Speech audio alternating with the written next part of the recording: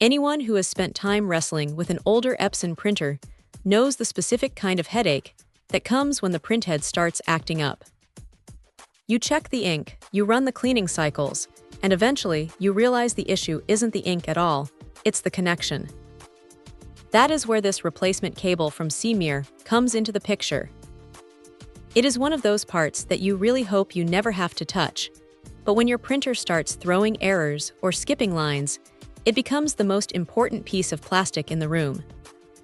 What stands out immediately is that this isn't just some generic, flimsy ribbon.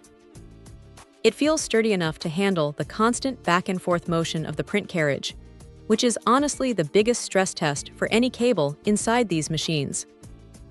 It is designed to work across a massive range of models, from the classic 1390 and 1400 series all the way up to the L1800. That kind of versatility is great if you happen to have a small fleet of these printers in a studio or a home office, as it means you don't need to hunt down a different part for every single machine. Now, here is the reality of installing something like this. It is a delicate process. You are dealing with tight spaces and tiny connectors, so even if the cable itself is built to match the original quality, the success of the repair really depends on a steady hand. The manufacturer mentions that these have been tested repeatedly to ensure they perform just like the factory original parts, and in practice, the signal transmission seems solid. There is no flickering or weird data errors once it is seated correctly. It just works, which is exactly what you want when you are in the middle of a print job. If there is a downside, it is simply the nature of the beast. Replacing a printhead cable is not exactly a fun Saturday afternoon project. It requires patience and a bit of technical know-how. It would have been a nice touch if the packaging included a small guide or a few tips for installation, as that would save a lot of people from guessing their way through the disassembly.